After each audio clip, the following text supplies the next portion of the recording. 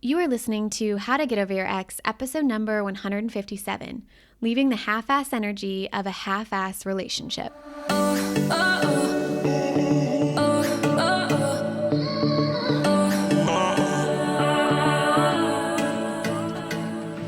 Welcome to How to Get Over Your Ex, a podcast on getting over your ex without it just taking time. I'm your host, breakup coach Dorothy. Let's turn your pain into power and your heartbreak into happy. All right, Bravehearts, for the month of August, we are featuring Braveheart alumni, individuals who have graduated from the Get Over Your Ex in 3 Months or Less program, who have fully embodied the more than move on mindset that we talked about in episode 151. These Bravehearts are going to not only share their wisdom and inspiration, but they will share with you tangible next steps from real life situations that they had during their journey to building a life their ex regrets leaving. All right? You are all invited to our free 2-day immersion event, August 24th and 25th, called More Than Move On, Build a Life Your Ex Regrets Leaving. I am so excited for you to join us. You can save your spot at www.breakupcoachdorothy.com/more than move on. All right. Without further ado, let's get to work. Here is our next special guest. Hello, my beautiful Bravehearts. How is everyone doing? I have a very special guest here, Nikki, who really has a very special place in my heart. Some of you guys have been longtime listeners, and Nikki is one of those people who is a very longtime listener.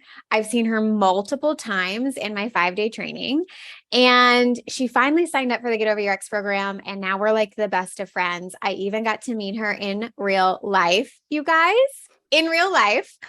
And it just, this is the shit that really just impacts my heart. This is why I do what I do. And I am beyond elated to have someone who feels like a new best friend on my podcast, who is also my client. Like, I cannot explain what this emotion to me feels like.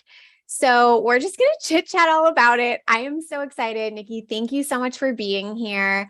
I'm going to go ahead. I'm going to let you introduce yourself. Tell us who you are, where you are, what you do, your breakup story, what led you here, all of it. Let's talk about all of it. Sure. So I want to say I'm so honored to be on the podcast finally.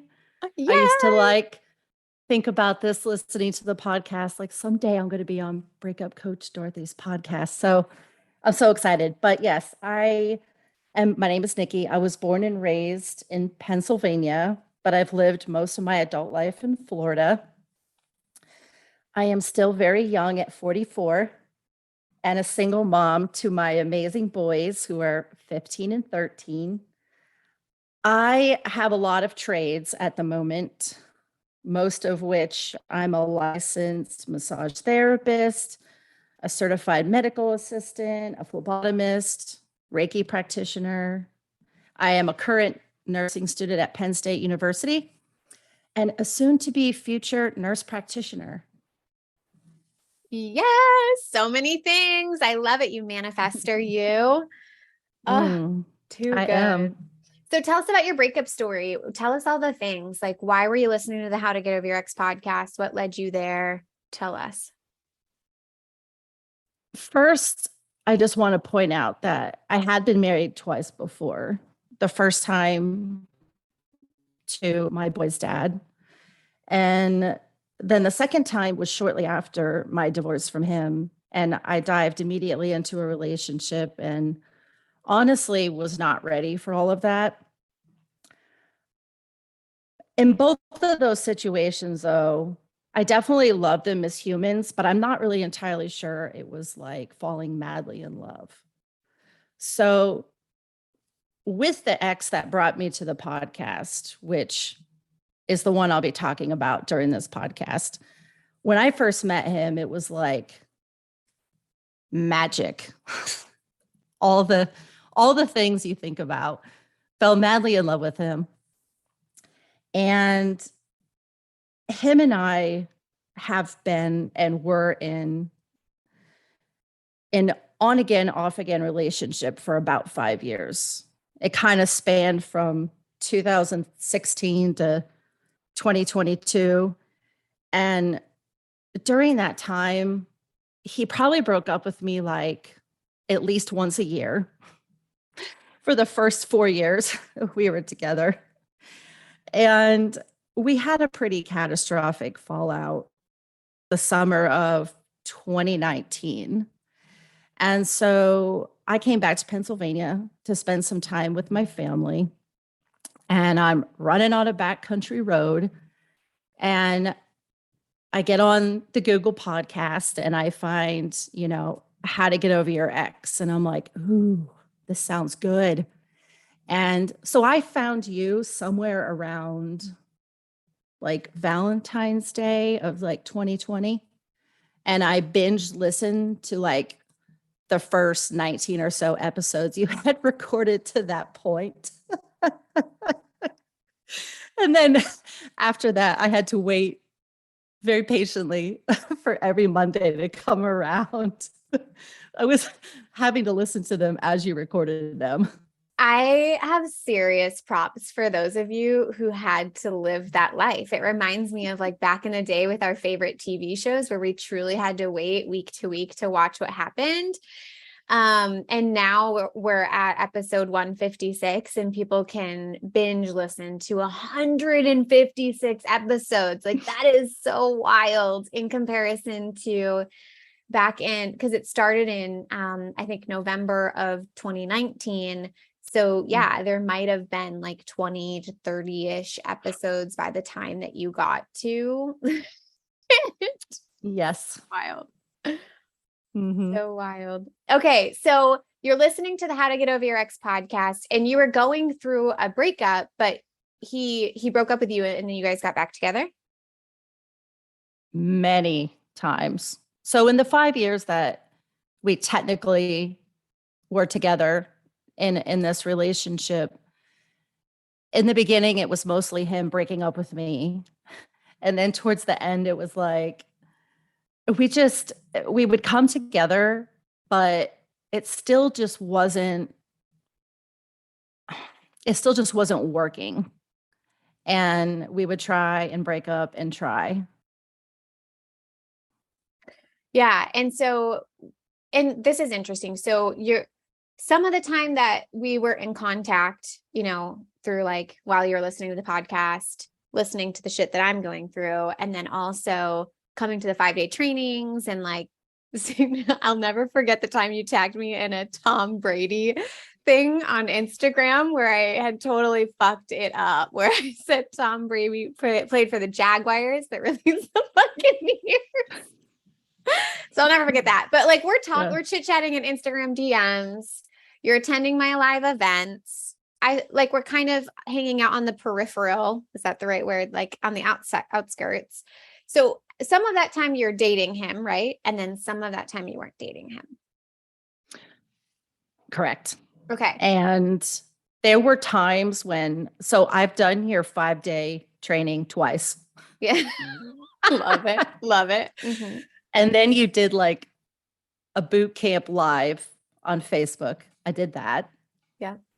Mm-hmm. And I would always think to myself, I just got to bite the bullet and just do the program. But there were just so many times when, one of the last times him and I got together, we actually did do couples counseling. So that didn't work out. And it was really close to my birthday. So April of 2022, I said to myself, okay, enough is enough. This year for my birthday, I am going to gift myself actually doing this program. And hold on. Yeah. You're still in a relationship at that point, right? Yeah. At that point, we had come to a phase where I was like, okay, I'm okay with us talking, because we had been in a long distance relationship at this point. And I was living in Pennsylvania. He was, I think, in Texas or somewhere at the time. And I was like, well, let's just try being like a vacation couple. And at the end of the day, it just wasn't what I wanted. It wasn't what I really wanted. Mm-hmm. And so it's like you're with him, but you're like, I'm still going to do this get over your ex program. Yes. I love you. I was like, well, we did the couples therapy and it was good, but it just wasn't quite working. And I thought, there were so many times when I would hear you say on a podcast, like, it's just a different experience. You can join the program being completely broken up, or you can join it and kind of see what happens. And I thought, that's what I'm going to do. That's how I started out. Get clearer or closer, right? But because that's the thing, like it's terrifying to leave a relationship. It's absolutely terrifying. And that's a really hard like situation to be in, a pickle to be in, and you're going to get clearer or closer. And this on again, off again bullshit, you guys, it is so exhausting. You're like half into something and half not into something, which means what you truly want doesn't have any of your attention. It doesn't have any of your attention, and it doesn't even have the possibility of happening because you're not even allowing it into your life. Yeah. And you get stuck on this roller coaster ride. And I decided I didn't want to do that anymore. Mm-hmm. And I joined the program and I didn't look back, and I dived into it, and we're not together now. You got clear. You fell in the bucket of clearer rather than closer. But it feels good to be clear, doesn't it? Absolutely. Yeah. Huge difference. Let's talk about those feelings, because you started out with loneliness. You had loneliness, anger, and bitterness about the whole situation. So you started with those three emotions, and then you ended the program with joyful, excited, and hopeful. Talk to us about that journey. What happened? How'd you get there? Yeah. So I was feeling lonely because we were so far apart at that point. And I also just didn't know how to be alone. Like, I had realized I also needed to do a lot of work on me. And I was angry mostly because of all the things I felt like he had done that to me were unacceptable, and hurtful. And I think the bitterness came because I felt like I had devoted so much time and energy to this man who just wasn't getting it and was not willing to do the things I was willing to do in order for that relationship to survive. Yeah, I think there's a lot of people who resonate with that. And it also just goes to show you that no matter what side of the breakup you're on, it's painful. I think this is a beautiful example for those of you who were broken up with, who might be listening. Notice how difficult it is to leave, and notice that there are still emotions on the other side. Your ex is still having the 50-50 experience, just like Nikki is having that 50-50 experience, regardless of whether or not she was the one leaving. And I think that that's huge. So tell us how did you move through those stories that you were having that were creating and causing all of those emotions? What were your big aha moments? What happened? Yeah, I had a lot of breakup lies, I guess I was telling myself. And obviously, when I finally decided to join the program, I was like, that's it. I am going all in. And in the first pillar, it was tough because that's all about feeling your feelings. And I cried for like 7 days straight. Pillar one, you guys, pillar one. I will just never hear the end of pillar one. It's so thick, but you guys, it's so worth it. It is so worth it to move through that. But that's the thing too, is like, no matter how do I put this? No matter how evolved you might feel, or maybe you're a coach, maybe you're a healer, some sort of light worker, or you've done a lot of this work yourself before, and you really think that you know how to feel your feelings. I'm not saying that you don't know how to feel your feelings. I'm just talking about, have you felt your feelings in a space, in a container with a collective, going through a lot of the same emotions as you? Have you gone through it with someone holding space for you to allow you to actually emotionally release all of those emotions? I just think it is a completely different experience when you do it all on purpose. You are hypersensitive, hyper aware of it happening, and you're doing it with a collective consciousness, aka the Braveheart community, the women around you doing that with you. It is so different. So different. Because Nikki, for me, at least, my outward perspective of you based off of getting to know you for the past however long, you have done a lot of this work. You're the bridge between the science, being a nurse, and the woo-woo spiritual aspect. You know a lot of this. You know you need to feel your feelings. You've learned the content.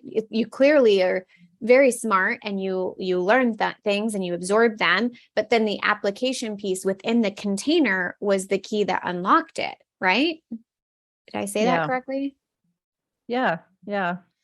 I mean, it was a struggle for me. I had realized very quickly into the program that I had been really living in this masculine, high functioning energy for a really long time. I was willing to own how I was showing up in the relationship. And I really got to a point where I was like, you just can't, there comes a point where you just can't try to keep making something right with someone who's not willing to own what's going wrong. And as I got through feeling these feelings, I got to this point where it was like just a breath of fresh air at the end of that. I cried for a week straight, and then I got really happy. And I got to this place of joyfulness because I still do care about him as a human, but I now no longer have any attachment to him in my life. I am no longer at the effect of this person in my life. I can go on and live my life knowing that he's a human out there somewhere in the world, that I got to share a mostly positive experience with, but it just didn't work out. And that's okay. It's literally not the end of the world. And believing in that brought me so much joy and excitement for the future. And it completely changed my entire trajectory of how I date and how I view romantic relationships. Oh, I love it. So good. And let's talk about that, because this is so important. Desire, for anyone listening who's been around, you know that the root cause, right, of you not being over your ex is not having reduced desire, or still kind of feeling like you're attached, or your future is attached to your ex. So let's talk about that, because that was one of your goals inside of the program, was to reduce your desire, and you eventually got it down to zero. You had zero desire for your ex. How did that happen? And what would you tell someone who might be in the same kind of on again, off again situation as you? It's tough because for me, I felt like my attachment really lied within the fact that this person was like a safety zone for me. He was what was familiar. And it was scary to think about not having this like security blanket in my life. Like, he was always the one that, well, I may not be in the relationship I really want, but I'm not single. right? And it was scary at times, but ultimately I finally got to a place where I had to get to a zero attachment in order for me personally to move on. There might be some people out there that are okay staying in touch with their exes. And for me, in this case, I couldn't do it. It would always, if we did stay in touch, it always would turn into us circling back to each other. We would cave in, get back together. I finally got to a zero attachment because I finally just let myself take my power back. And I ended up having to cut off communication with him. And I remember us talking about it on one of your coaching calls. And you were like, what is happening this week? Why is everyone still struggling with this attachment like at a 3 or 4? We were all just like hovering right there. And for me, it was really realizing, like you even said, you're like, well, do you think it's serving you by staying in contact? And I just really had to be like, no, it's not. And I haven't really looked back since. I mean, once you do the work, it changes things. Like I don't desire him anymore because I now know fully what I want. And I know that we cannot give each other what the other one wants. So there's no attachment anymore. And here's the cool part. I remember that rant. I remember I went on a rant. I think that was the rant day. And I was like, what is going on? We are done. We are shutting this off. I remember that. That was a fun call. Yeah. I should go back and rewatch that. So a couple of things, because what I want people to hear, because I know some of you are out there and you're trying to cut contact, right? And you're trying to cut contact with this person and it feels like you're going against the grain. And that's because you're addressing it, you're approaching it as a symptom of the breakup. If I cut contact, then I won't have attachment. And here's what I need to make really clear. Nikki did the work first. She didn't cut contact first. She did the work first. She changed her thinking first. She changed her mindset first. And she recognized 2 things. He's not really what I want. And he's not really that comfortable, right? She just mentioned like he was the comfort thing, but it wasn't really that comfortable. She noticed that every time she would have that conversation, it was circling back to the same conversation, the same lackluster relationship, same lackluster results. So therefore, when she believed those thoughts of he's really not that comfortable, he's really not what I'm desiring and what I want in my life, and she believed that, she felt probably like, well, Nikki, you can tell them, maybe you felt calm. One of your emotions was excited and hopeful about your future. So therefore, if you're feeling calm, excited, and hopeful and joyful about your future, it's easy to cut contact with your ex. It just happens. It's just organic and natural. And that is the process that Nikki went through to get there. And correct me if I'm wrong, Nikki, of course, but like that's kind of my remembering of that experience. Yeah, no, that's exactly it. I mean, before I even found you and your podcast, I had done all the Googling. I have read so many breakup books. I had done you have to cut contact, the whole thing. I've done it all. And it just didn't work for me. Just simply cutting contact and trying to ignore the elephant in the room isn't going to make it go away. God, I wish it would sometimes. If only. Yeah. If only. And yeah, I'm okay with admitting that sometimes I was the frog in my relationships. That's fine. Once I really started doing the work on me, because that's the funny thing, you start off thinking all of this is about my relationship. and I'm not happy with this relationship.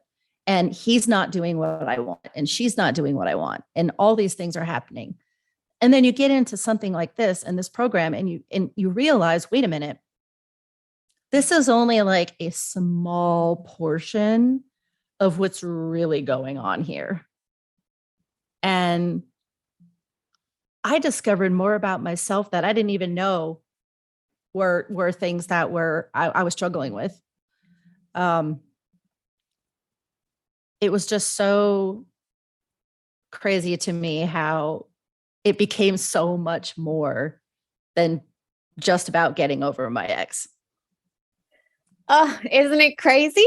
So wild. I love how you said that though. It's really like, I just see that curtain. Like once you pull back that curtain, you realize it's so much bigger than it's more than just the relationship. It's a whole, well, it's the more than move on mindset, right? It's the more than move on mindset of all four of these pillars put together. It's so important to look at building the bigger and better life. I love it. So let's chat about, I want to talk about the other goal that you had, because this is something that I don't feel like we talk about enough, but it is inside of the program. And let's talk about it. So you wanted to get to this place where you trust your inner voice and feel confident in your decision making. I love talking about decisions, y'all. Decision, like it changes your life when you can learn how to make new decisions to create new results in your life. Life changes. Okay. So those go hand in hand, right? Listening to the inner voice and making decisions. Talk to us about how you did that and what did it look like before you figured this out versus how did it, impact your breakup ultimately, as well as kind of your day-to-day now. So previously, I had always struggled with making decisions. I was at this juncture convinced I must just not be good at making decisions. Like I've been divorced twice. Other things were happening in my life. I now have this relationship that clearly I've made what I thought were bad decisions in. And I had realized I had been ignoring and silencing my inner voice for a really long time. I don't think I fully trusted my inner voice, which led to I didn't really trust me. And once I did all this work and discovered, oh my gosh, I can trust me. I'm the one that has my back. I'm the one that has the power to make the magic happen. Decision making now is pretty effortless for me. Like I remember listening to you talk about certain things with decision making, and I'd be like, how does she just make it sound so easy? Why am I struggling over here? And one of my big things I had struggled with was I really had not made peace with a lot of the decisions I had made. And now I am able to confront a decision, weigh the pros and cons, and I'm now comfortable trusting my inner voice. Did the program, did the work, took this amazing continuing education class in Florida that really helped reinforce that inner voice, inner child work. And now I feel like I finally have got to a place where my mind and my inner voice are happy actually working together. That's such a beautiful place to be. Beautiful place to be. I have a question on something you said. How did you make peace with the past decisions? Because I think a lot of people struggle with that. And I almost would say that you have to make peace with your past decisions before you can then trust your inner voice to make the decisions.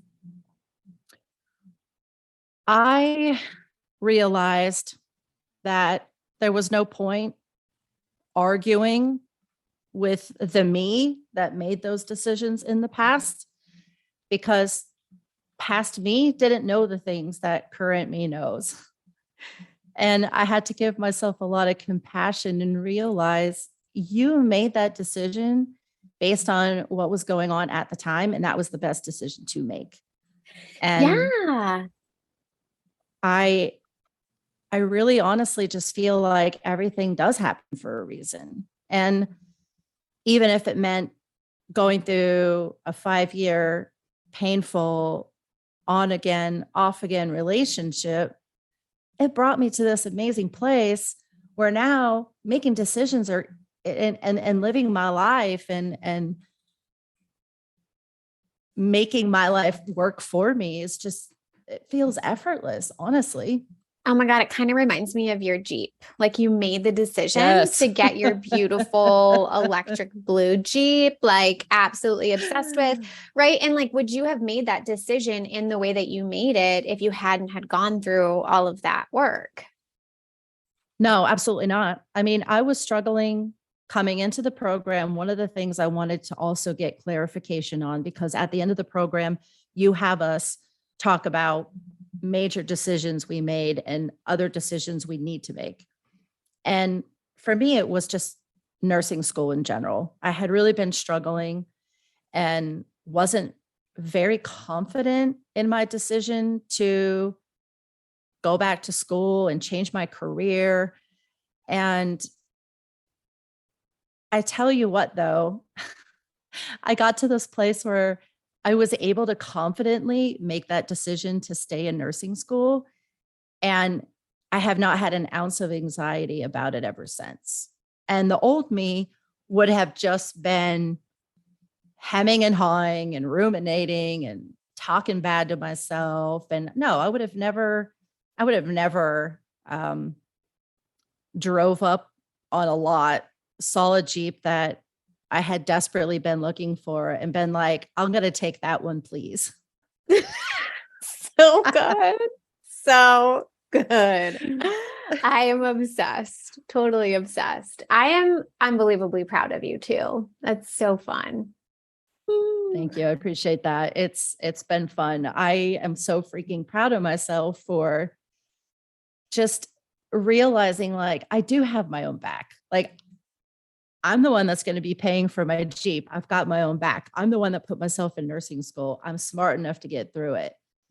Realizing that I am worthy of all these things has just really cemented this go-getter attitude in me and embrace the manifester in me that I was just so terrified to even think about with like past me. Oh, and now you're just fully embodying her too, along with like your feminine side. You can just see it and it vibrates. I love it. It's so fun to see you have grown into that. And you started the program. It's almost like did you go through it during like when did you start? Was it in April? Yes. Yeah. I signed up on my dog's birthday because I was like, we're going to find you a new dog, Dad. And my birthday is at the end of April. So I technically started the program like somewhere around the middle of April. Yes. And so you had a really hot girl summer vibe going on, also down in Florida. And that's where we got to hang out. So fun. Yes, I absolutely did. I have another question for you for the Bravehearts.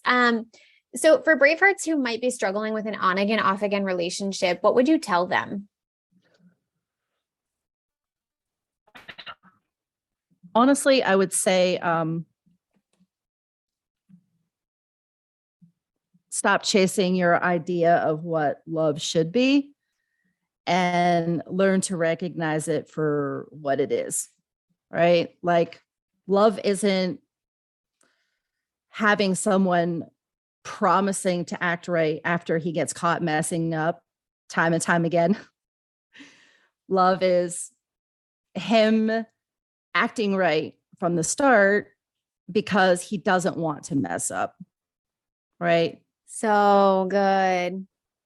Like I now realize that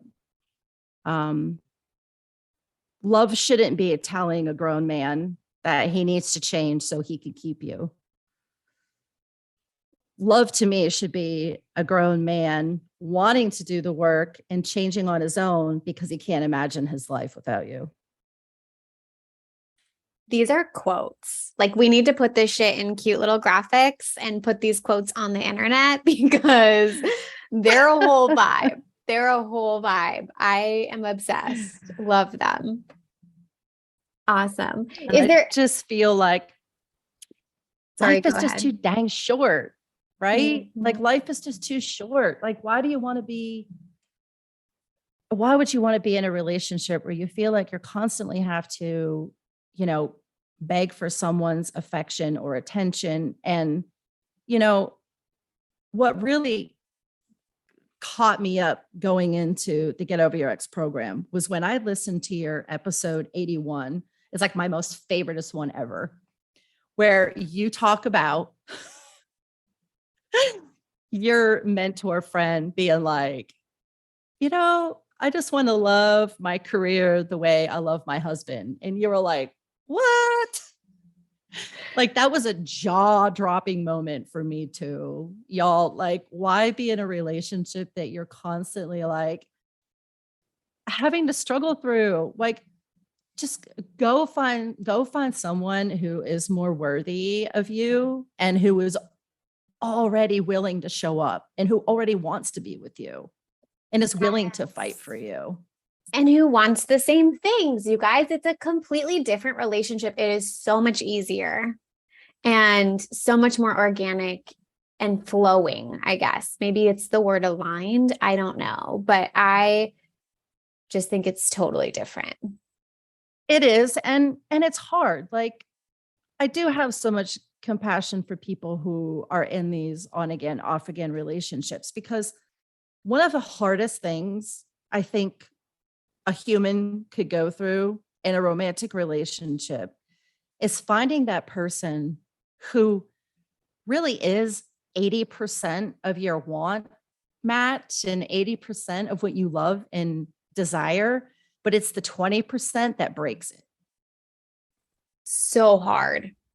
So hard. I think you hit the I don't know sayings. You hit the nail on the head. Yes.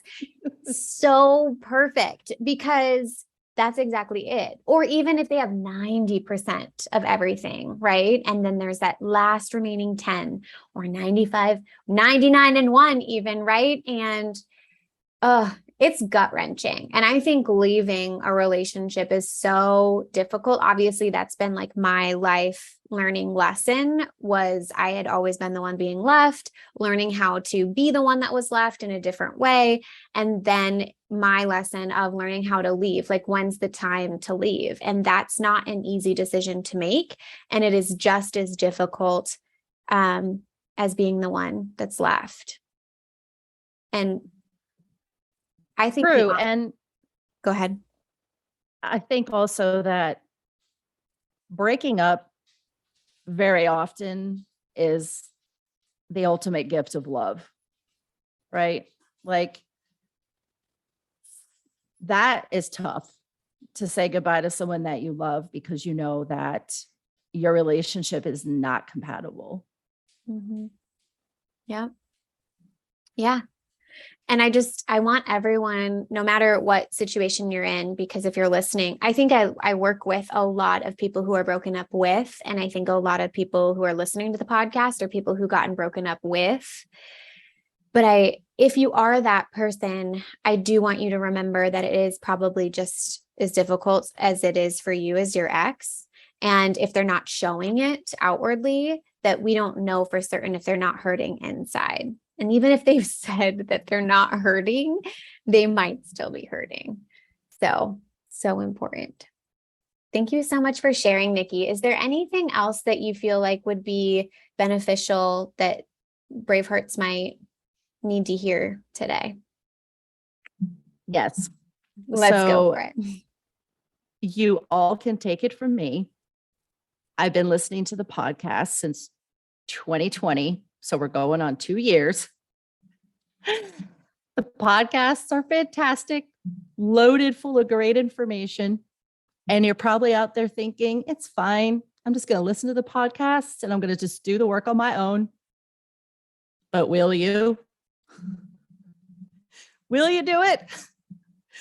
Because I promise you, it absolutely helps to have a coach in your corner helping you, cheering you on, especially trying to get through feeling your feelings, because I promise you, you will not do that on your own.